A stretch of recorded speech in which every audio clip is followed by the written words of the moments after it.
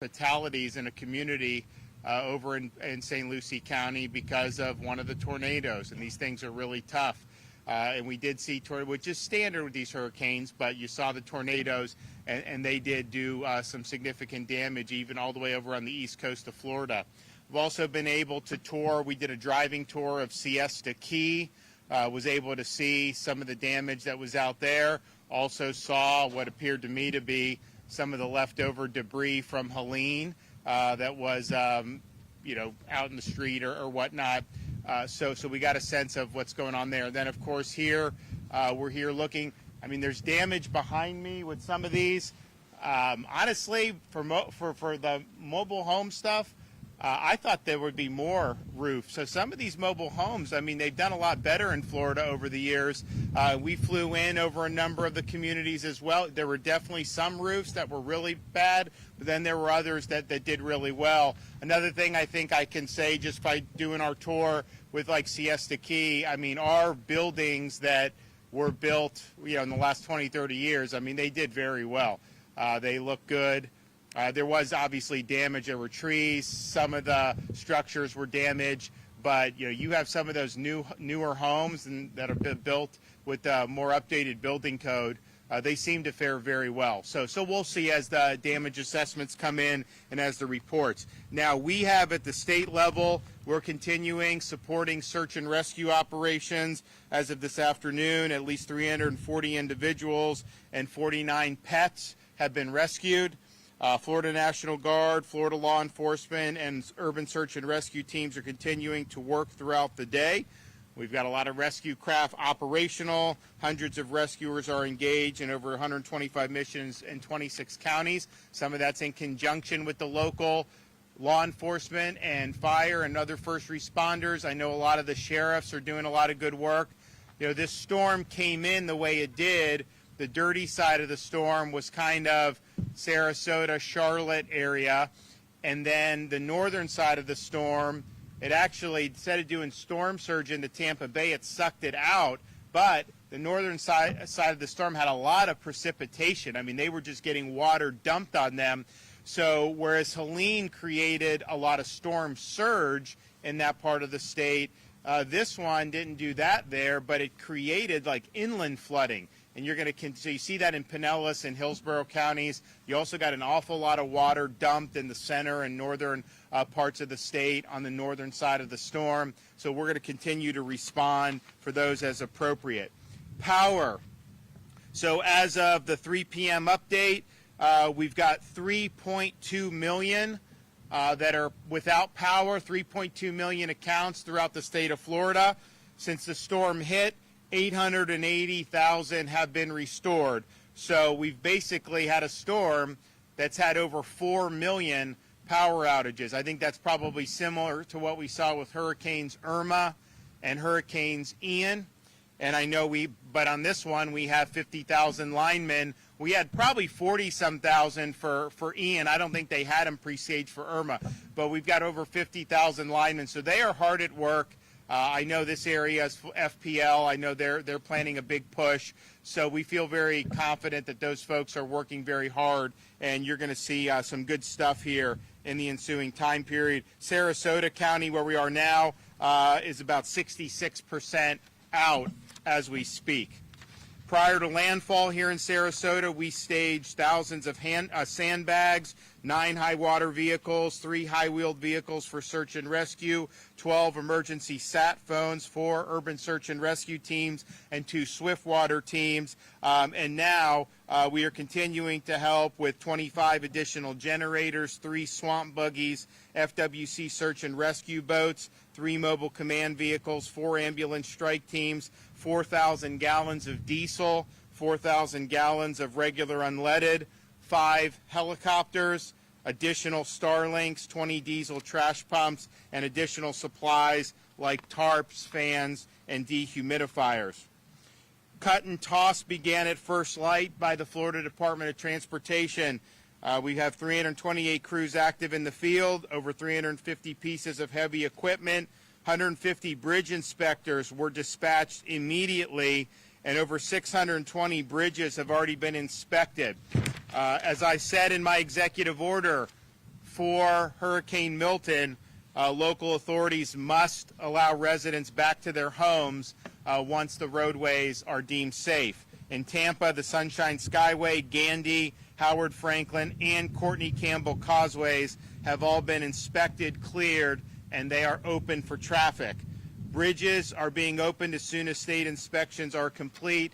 There are a couple bridges throughout other parts of the state where they are looking at different issues. I-4, I-75, Alligator Alley are all clear and they're all open. US 1 and A1A have been cleared with the exception of A1A at Matanzas Avenue in Butler Beach. That's over on the other coast. Assessing a few areas where damage has occurred along roadways and bridges, such as washouts and flooding. That is continuing to go. There have been 5,000 traffic signals. 280 signals in the state are not currently operational. They're working to deploy generators to get those back up. If you come to a traffic light that is out, you treat it like a four-way stop. So just remember, that's how people are going to do. So if you're going, you got to stop, look like you would on a stop sign. There are many schools closed today, but we're working with the Department of Education to have schools resume as quickly as possible across the state, and that's going to be a little bit different depending on how you were affected by the storm. But I think the majority of those school districts that were closed probably had minimal to no impacts from the storm and should be able to resume operations very quickly. If you want to look to see what your school district's plans are, you can go to fldoe.org/storm info. Now, please remember, as you survey damage and you clean up, be cautious of any downed power lines. They can be deadly. Do not touch them and stay away from any debris that may be tangled within the power lines. Be careful of standing water. You know, we are Siesta Key. I was able to sue. I mean, there's some. It's gone down, but there is some. There's going to be some inland flooding. Just be very careful when you're talking about standing water. There could be power lines down in there. There could be other hazards, and that could cause major problems. Be careful when you use ladders. We always have injuries and sometimes even fatalities based on the use of ladders. We've got a lot of elderly residents. We have different groups that will be in Florida that will help you with some of these things. These charity groups, these church groups, they go in to help people with their homes and help clean up debris. So utilize that. Don't put yourself at risk. If you operate a generator, do not operate your generator inside your home. It must be operated outside your home. We still have Visit Florida's emergency accommodation modules on Expedia and Priceline available if people need temporary shelter. For another 2 weeks, we have extended the Hope Florida line. So that's going to be 24 hours a day, 7 days a week. So if you need help or you need some resources, like maybe helping hand with some things around your house or maybe some things with some supplies, you know, we've got all these organizations that come to help in the subsequent to these storms. They're all plugged into Hope Florida. So you can call 1-833-GET-HOPE, 1-833-GET-HOPE, and Activate Hope is the disaster arm for Hope Florida, and that is up and running.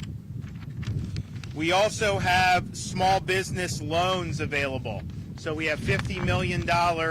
It's interest-free, very forgiving payment options. So if you need cash as a business, you can apply for up to $50,000. If you're agriculture and aquaculture, you have up to $100,000, and if you're citrus and cattle, you have up to $150,000. So please take advantage if you want. If you want to apply for that, you go to floridajobs.org/EBL. We also are accepting donations for the Florida Disaster Fund. This is a charitable, tax-deductible donation. 100% of the proceeds go to helping victims of both Hurricane Helene and Hurricane Milton, and helping victims of both Hurricane Helene and Hurricane Milton. And so if you want to do that, you can go to floridadisasterfund.org, floridadisasterfund.org.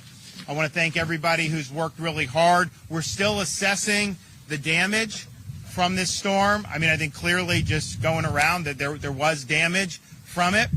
I think in some areas, in terms of what was being predicted, some of the worst case scenarios did not come to pass, certainly in terms of some of the storm surge. People were predicting perhaps in the Tampa Bay area. The storm did weaken as it made landfall. And so whereas it was churning ferociously off the Yucatan Peninsula, by the time it made it to the coast of Florida, those winds were a little bit tamer. Still enough to do a lot of damage, but in terms of our assessments and being able to bounce back, I feel confident we're going to do that as a state. This power restoration effort is underway by all the major utilities. They've had the people ready, and they know that this is something that's really important. So you've got a lot of people working on that.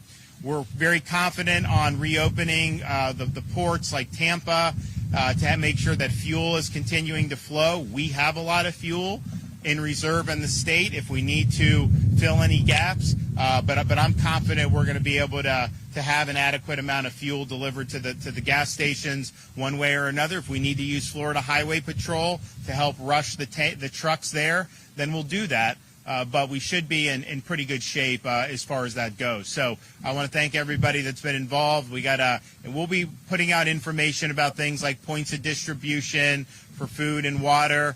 We're taking some of those inputs from some of the counties. I mean, some people said before the storm they wanted pods. Maybe they don't need pods now, depending on what damage. But we do anticipate when the counties are ready, rolling out some of the pods and providing some of the resources in terms of food, water, and other supplies like tarps for people as they may need it. So, okay, Kevin Guthrie. Thank you, Governor. Thank you for everything you do for communities like these to make our job much easier and much more successful. Before I get started, there's a lot of people here that I want to thank that are the partners of the State Emergency Response Team. And as I look around here from right to left, we've got the Florida Department of Law Enforcement, Florida Highway Patrol, the Florida National Guard, members of the federal and state USAR task forces that are in here, local sheriff's offices. These men and women, went through the storm to get to you to be able to help you. And we certainly appreciate everything that they do. Even though Hurricane Milton has exited the east coast of Florida, storm surge is still expected along the east coast. Major flooding continues along Hillsborough, St. Johns, and the Little Wekiva rivers, and water levels are forecast to continue rising, not going down. They're forecast to continue rising through those areas. Residents in these areas should continue to shelter in place until officials deem it safe to go outside. Roadways are flooded, and the potential for hazardous conditions with them still exists. Please do not walk or drive through them under any circumstances. 6 inches of moving water can knock a person over, and 1 foot of moving water can sweep you away in your vehicle. Accidents due to floodwaters are preventable. All you got to do is just stay out of them. Right now, our teams are in the field working in parallel over the next 72 hours to do 3 things. That is to search, secure, and stabilize the areas from getting any worse. As these search and rescue missions continue to respond to Milton, please do not go out and visit impacted areas. You are inhibiting first responders by doing so. Listen to local authorities for updates on when it is safe. If you are sheltered in place or you're now returning home and you are outside, one of the first things you should do is document your damages. Make sure that you take a picture of all 4 sides of the outside of your home.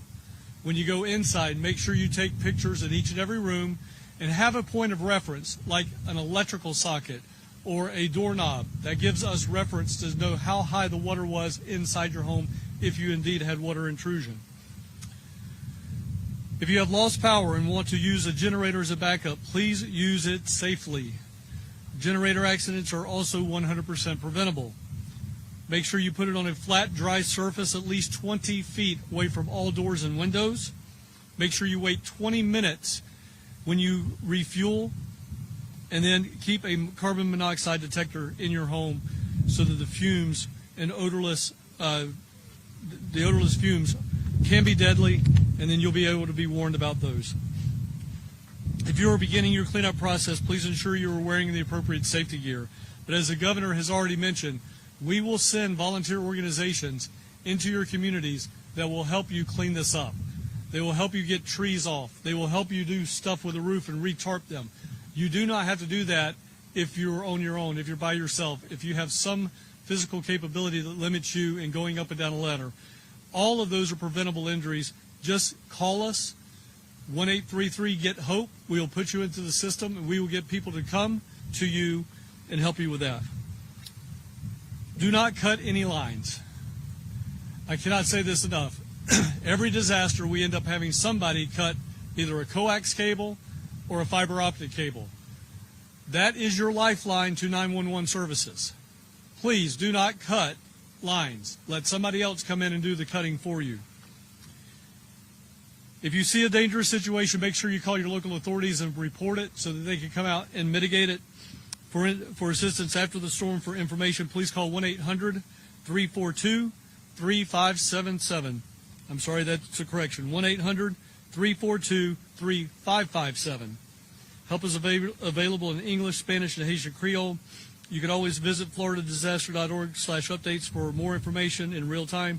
The best way to follow us and get those updates is follow us on X and Instagram at FLSERT and on Facebook at FDEM for, again, real-time updates. Governor, thank you so much. Appreciate your cooperation and assistance. Thank you, Governor, and good afternoon, everybody. First, I just want to express my deepest sympathy to everybody who has been impacted by these storms.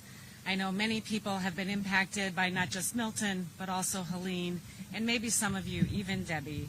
These back-to-back storms are hard, and I know that there's been a loss of life.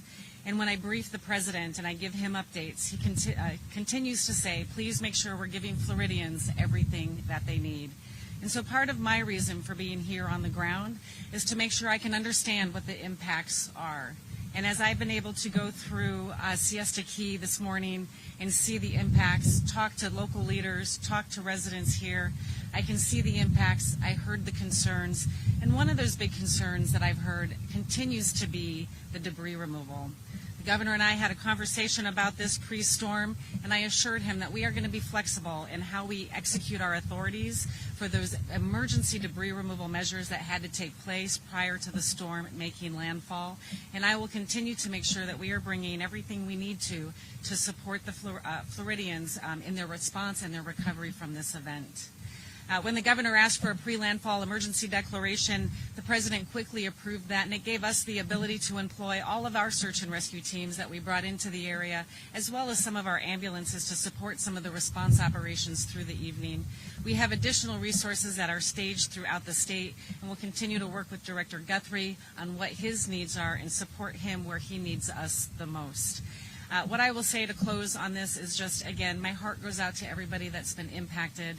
We have resources here. We are integrated really well with the state partners, Director Guthrie and his team. I will continue to provide the governor any resources that he needs. And just know that FEMA and the rest of the federal family will be here to support you throughout this recovery. Thank you. Also, just want to make clear again, as we're in this phase of getting our legs underneath us, assessing the damage, helping with rescues, stabilizing, getting people back on their feet, there may be opportunities that some people think they can take advantage of. I'm warning you, don't do that. If you loot, you will be held accountable. If you're doing things that violate the law, if you're going to try to take advantage of vulnerable people, we're going to throw the book at you. I mean, we even had some jackass chain a dog to a pole as the storm was coming. Florida Highway Patrol rescued the dog. It's now in Tallahassee. Honestly, it's a good dog, but I mean, it's traumatized from that. And so they're, we're watching over the dog now, but it's like, you see some of this stuff. And so as we see so much good and how people band together and respond and are out there with our first responders, people have been working around the clock since the beginning of the onset of the Helene emergency, nonstop for the last few weeks. You also see the flip side of that as you see some people who do a lot of really bad things. And so just know you're not going to get away with it. You will be held accountable one way or another. Okay? Anybody have questions? What's the plan for the cell service? That a lot of people in Sarasota County don't have any cell service right now. So we do know that Verizon did have some issues. We'd already made calls to Verizon. They are working desperately to get that back up and running. That was more of a Central Florida issue. This here is going to be more of an electric issue and getting the power back onto the actual towers. But simultaneously, we will be moving generators in, working with the big three, which is T-Mobile, AT&T, and Verizon, to figure out where they need help. If we need to provide them fuel, we'll provide them fuel for their generators. Whatever it is that they need to get those back up and running temporarily, we're going to step in and do that. We have the ability to do that. We're ready to do it. Talking about those tiger dams, did you deploy any of them, and did they work? Yeah, we deployed them. I'm in a bunch of counties, right, this time? Sir. I think we did over 45 missions. Yeah, we did 45 different missions, and I think they worked pretty much every time, right? Yeah, they did. It's good. I mean, it's the type of thing. Now, this storm was not as much of a surge event as Helene was. Now, there was some surge, certainly here in Sarasota, Charlotte. The Tampa area was not. They got their water from the rain. But, I mean, this isn't our Tiger Dam, but like, Tampa General, they put up, it works. It really does work. So the question for us is yes, that works. We obviously used it. Is there a broader application to those Tiger Dams? Some of them it's not cheap to do. Certainly for critical infrastructure, if you can do that, protect it, and then not have anything happen, that's going to be a really big deal. So you're talking about like the substations, fire station, things that like really are critical. I think it's good, but I think it may also have application for residential. So after Helene, we were talking about, is there ways we can find, some neighborhoods that are in flood-prone areas that are more modest means and offer some and see how it works. This storm came on us a little too quick for us to have necessarily done that, but I do think we're gonna utilize Tiger Dams going forward. For FEMA, with the barrier islands, how will residents and businesses make double FEMA claims? We saw surge and potentially wind impacts out. Yeah, so it's a great question. And so if somebody has had impacts from both Helene as well as Milton, I actually need them to apply for both scenarios, for both of those incidents, because they will be eligible for different funding and additional funding as a result of having double damages. And so make sure they apply for both. The caution that I give is making sure that as people are applying for one, that they're listing the dates as it relates to that one, because what we will see is we will see some bounce back, and we'll have to get more information if you apply for Milton but you're listing damages from Helene. And so we'll work with them. We're going to have people that are going to be out in the field. We call them disaster survivor assistance specialists. They're going to be out walking around helping people. We will work with Kevin Guthrie on where to establish disaster recovery centers, and we can work through that. But they should apply, if they had damages from both, they should apply for both of those. And so we're going to continue working with our local communities to get people back on their feet. I mean, obviously, I do think that this debris mission is going to be important, and it's very, I think, positive, the discussions that Deanne and Kevin have been having. So I think we're going to be in a much better spot on that going forward. And then I also just think that this is, you face two hurricanes in a couple weeks. Not easy to go through, but I've seen a lot of resilience throughout this state. I think people just, when you're a Floridian, you kind of just know, these are things that can happen, and you roll with it, and you just kind of deal with it. So I've seen a lot of grit. I've seen a lot of determination, and I'm very confident that this area is going to bounce back very, very quickly. I mean, as much as I was looking at damage at Siesta Key, I was looking at how nice it is and how we're going to be able to get that back up and running again. I think very, very quickly. So we'll do it. We'll get it done. Now, we're not out of hurricane season yet.